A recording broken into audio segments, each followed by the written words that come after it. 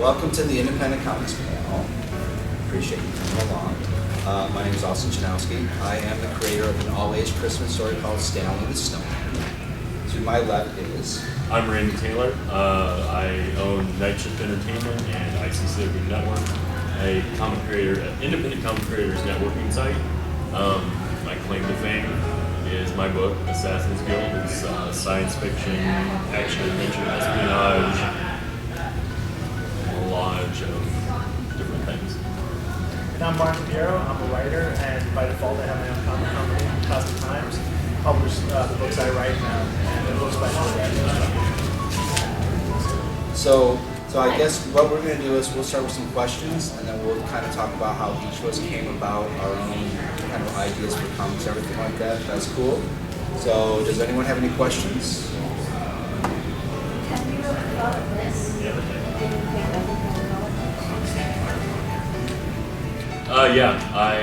When I first actually started writing when I was like 14, I was planning on being a novelist. I was into comics at the time, loved comics, still do, always will. But I wanted to write novels. It's hard to write a novel, especially when you're 14 years old. So that quickly became, I wrote like a bunch of short stories and everything, but I just decided, well, I'm going to write comics instead, but I've also written like screenplays and stuff like that, and other writing. So I don't just, confine myself to comics. Like, I am currently writing a novel, giving it another shot anyway, seeing where it goes. Awesome. And I used to work, I graduated college with the intent to write film. I was going to write film. I worked in television on stage for a while, and I never quite got a hold of that brass ring. But I did some writing, but when I got to the point of wanting to return to comic books, I knew that's where I wanted to write. It's a great medium to write for. It's totally different from writing for film and television. I kind of fell into doing art, from day one. I wanted to be a comic book artist, a comic book maker specifically, and I did that for a number of years. But as a creative person, you want to kind of grow. So after a while, with having ideas in my head, I thought, well, let me try to put my ideas down on paper, as well as trying to do the artwork on it, trying to become a full creator on things, and that's kind of how Stanley came about. One of the first books I ever did was a story called Seventh Millennium that I made. It goes back to 1994. I had no idea what I was doing, but I put it through Diamond and then Capital. Hi, Tom. And it made a profit, so I figured, well, this is easy. I'll try to do more of this, and obviously it's a lot harder than it looks. But so now we have Mr. Thom here with us, so we'll have Thom introduce real quick who he is and everything. I'm Thom Zahler. I'm the writer and artist of a book called Love and Capes. It's a superhero romantic comedy. I self-published it for 13 issues, and now it's being published by IDW. The question is, how did you decide, or have you ever thought about writing something other than comic books? Yes, in fact, I have written stuff other than comic books. I co-wrote a Star Trek short story a couple of years ago that was in one of their collections, and the way Love and Capes came about was I did a spec sitcom script for a contest, and I found that I really like writing romantic comedies and sitcoms, so I figured out a way to bring that into comic books. Who else got questions? Yes, sir. When you're writing your script, do you adapt your script to page layout, or do you keep page layout in mind when you're writing the script? The way I always learned how to do it is you can have a basic idea of what you want to do, and then from there you can break it down per page. This way you can get your pacing down and look at your paneling, kind of a visual of what you're going to be doing through an issue. But by all means, that's not like the way to do it. There's so many different ways you can go about doing it. But for me personally, I write my ideas. Actually, I always think of the ending of my story first. I don't know why. Just I want to make sure I get my ending down, and then I kind of fill in how I have the whole story going, and then I'll break it down to see visually how I want it to kind of go with the pacing and everything like that.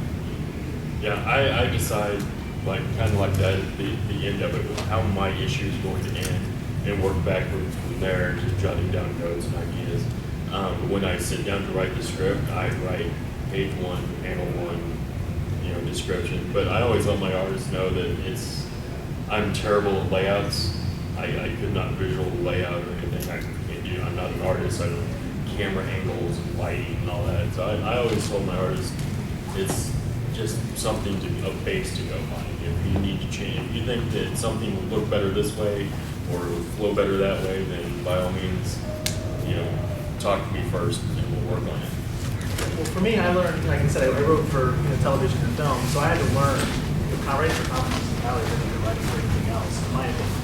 And like he's working on a novel, that's an entirely different approach because you're open form. Like I'm writing a script for another company right now, and it has to be 22 pages. So I have to know when I lay out that story, it's got to end at page 22. It's got to start page 1, and it's confining, but it's also kind of fun because it's kind of a challenge to try to make it work within 22 pages without overstuffing the page with too many things we're working on this too. I'm a bad example because I'm the writer and the artist on the book, so we're completely lined up on stuff. I will write the beginning and the end of the book. I'll have that planned out. I know where I start, where I'm going to end, and figure out where I'm going along the way. I actually write on Post-it notes. So there's a wall in my kitchen that's the biggest open wall in my house, and I write Post-it notes for every story beat that I've got. And so visually, because I have 2 beats a page, visually I can see where I am and how many pages I have left, and I can move stuff around. My wife would never let me do that. That's why I don't have one. Yes, sir. For those of you who are just writers, not artists, what's Just your- writers. Right, just writers. Just writers. I'm a writer, so I don't mean it that way. Do you use standard WordPress as a software, or do you use something separate that would be? I use Word. Just Word? I handwrite everything at first.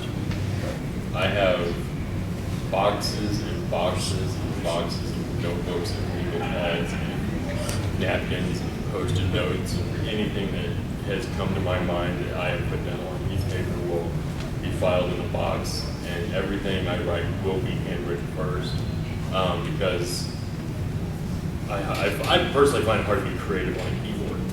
But initially, when I'm going through and putting stuff down, when I'm putting it into Word, which is mainly what I use, that's when I do my first edit and add and subtract.